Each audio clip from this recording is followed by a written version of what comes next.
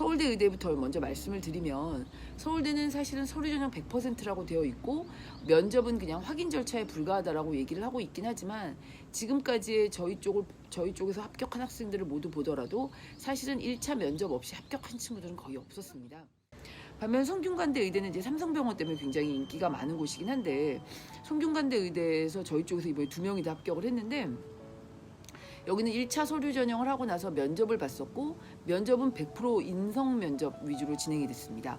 그래서 뭐 보통 저희가 의대 적성 문제라고 하면 약간은 전공에 관련된 그리고 과학에 관련된 심화 과학에 관련된 그런 질문들로 이루어지는 적성 시험으로 이루어지는 학교들도 있는데 성균관대 의대인 경우에 100% 인성 면접으로 진행이 됐고 이 문제에 대해서도 저희가 이제 상담 때 자세히 안내해 드리도록 하겠습니다. 면접이 어렵기로 유명한 가톨릭대인 경우 뭐 일부 어떤 연구소에서는 뭐 이걸 위해서 뭐 의학 논문 몇 권을 읽히고 의사 출신의 면접관이 준비시키고 다 거짓말입니다. 그렇게 할 필요가 있는 게 아니라 대신 이제 IB 과정에서도 바이오나 케미스트리를 하이 HL로 들었다고 하더라도 그 단원 끝에 심화 문제 중에서 이번에 좀 출제가 됐었습니다. 그래서 그 부분을 프로젝트로 진행을 했었던 친구들은 그래도 어느 정도 대답을 할 수 있었겠지만 그렇지 않은 친구들은 좀 어려웠을 법한 문제였는데 저희 쪽 지원한 학생은 마침 그 파트를 가지고 프로젝트를 진행을 했었고 좀 심화 수업을 내서 본인이 거기에 대한 에세이를 작성한 적이 있다 보니까 좀 쉽게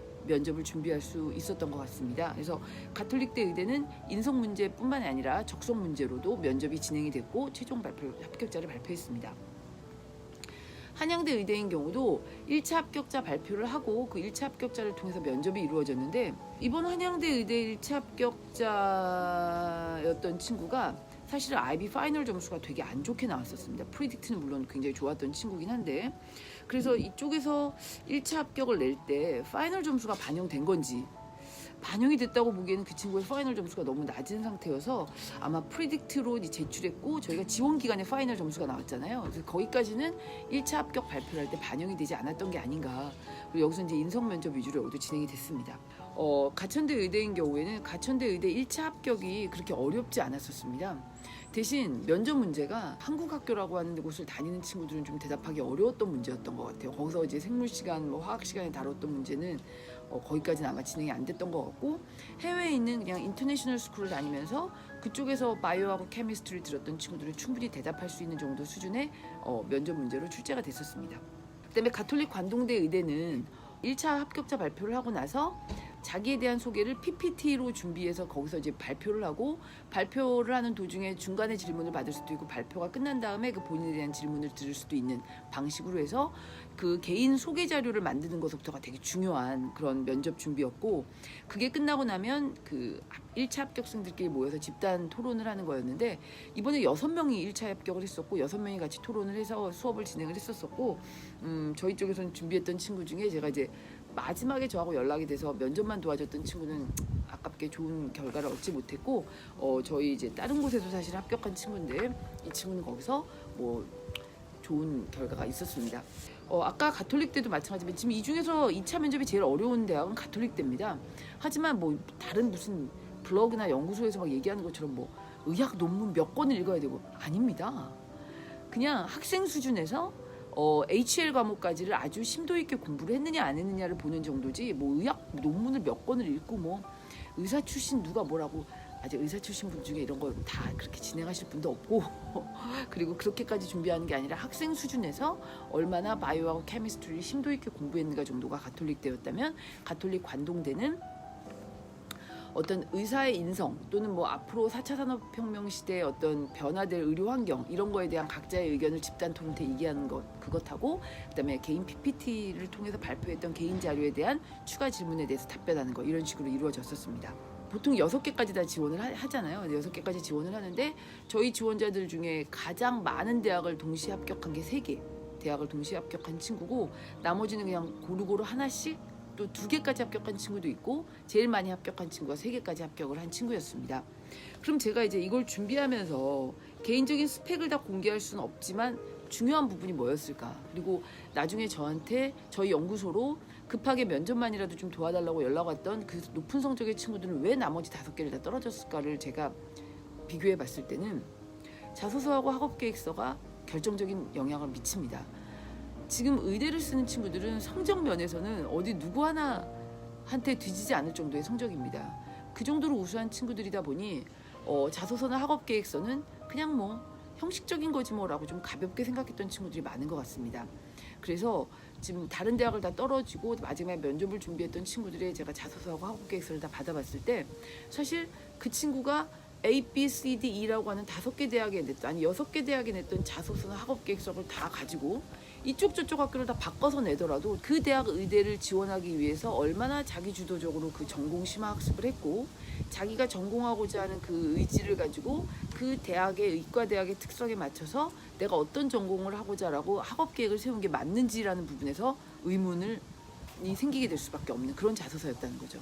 그래서 그런 부분들은 좀 더 심도 있게 준비를 해서 각 대학의 의대에 맞추고 자기의 어떤 연구 과정에서 그리고 자기가 지금까지 고등학교 때 의대를 준비하기 위해서 해왔던 모든 공부들을 다 열어놓고 그 중에서 내가 어떤 계기로 그 의대를 가게 되는지에 대해서 먼저 그 컨설팅하는 분과 얘기를 나누면서 스토리 라인을 잡아가야 된다고 생각을 합니다. 성적에 자신이 있었던 학생들이기 때문에 학교 선생님들께서도 관심 있게 도와주시려고 하고 학생의 머릿속에선 내가 쓰는 이 내용이 정말 독특하고 나만의 특징을 살릴 거야 라고 얘기를 하지만 사실은 학생들 머릿속에서 어떤 특정 대학교의 의과대학을 쓸 때 사용하는 용어나 내 활동 중에 끌어와야 되는 스토리라고 판단하는 것들이 다 동일합니다. 그래서 큰 차이가 없기 때문에 오히려 이 학생에 대해서 좀 더 정확히 파악해서 너는 너의 어떤 전체 학교 생활 중에 이 이야기가 너의 의대 지원과 연결되면 참 좋을 것 같아. 이런 걸 객관적으로 평가해 주는 것부터 컨설팅이 진행이 돼야 된다고 생각을 하고 그렇게 바탕으로 진행이 돼야만 자소서 베이스의 인성 면접에서도 굉장히 자신 있게 대답을 할 수가 있습니다. 적성 문제인 경우에는 어차피 저희도 이제 자소서 학업 계획서를 쓰면서 적성 기출 문제를 분석한 거에 따라서 각 학교에서 공부했던 내용들을 파악하고 좀 부족했을 부분들에 대한 전공 그 자료들을 저희가 먼저 제공을 해서 공부를 시키고는 있습니다. 하지만 학교 다닐 때 자기가 적어도 바이오나 케미스트리의 어떤 마지막 단원 끝에 나오는 문제까지도 정확하게 짚어보는 그런 버릇들은 가지고 계셔야만 나중에 면접 때 당황하지 않고 준비하실 수 있다고 생각을 합니다. 이번에 12년 특례 의대를 준비를 하면서 전 제가 참 많이 반성을 했습니다. 저도 나름 되게 열심히 시간을 활용하면서 살아왔다고 생각을 했는데 그 어린 학생들이 12년 동안 의대생이 되기 위해서 준비했던 과정들을 이렇게 하나씩 다 읽으면서 굉장히 감동을 많이 받았었습니다. 저희 쪽에서는 그 학생을 파악하기 위한 설문지가 발송이 됩니다. 그래서 그 각 대학의 자소서 문항과는 무관하게 그 학생에 대한 파악서부터 저희는 시작하는 편입니다.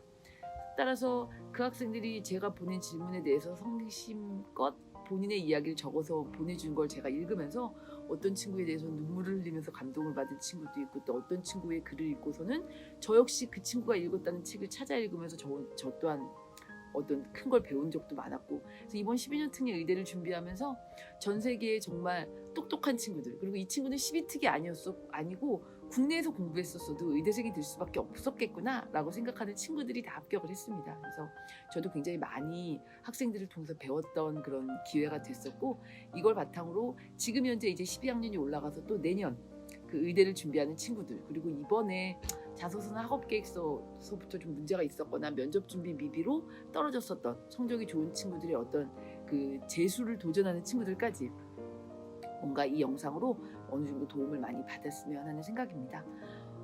기출문제에 대한 거는 제가 어떤 식으로 정리해서 드려야만 각 의과대학 측에서 좀 나쁘게 생각하시지 않으실지에 대해서 제가 좀 고민을 많이 하고 있습니다. 저는 사실 카피라이트보다는 카피랩트 쪽이기 때문에 제가 가진 정보를 다 같이 공유하자 주의로 저희 연구소의 블로그나 뭐 이런 카페들이 다 운영되고 있어서 사실상은 다 공개해서 보여드리고 싶지만 이게 각 대학이 소유권을 가지고 있는 그런 문제이기 때문에 그 부분에 대해서 제가 참 되게 많이 조심스럽습니다. 상담을 진행하는 과정에서 제가 그 부분에 대해서 말씀을 드릴 거고 그와 관련된 또 추가적으로 공부해야 될 부분에 대해서도 자세히 말씀을 드리도록 하겠습니다. 자, 그러면 좀 두서없이 이야기가 진행됐지만 12년 특례 의대 준비를 하면서 제가 느꼈던 점 그리고 각 대학별로 면접과 서류 절차가 어떤 식으로 진행됐다는 점에 대해서 간단히 요약을 해드렸습니다.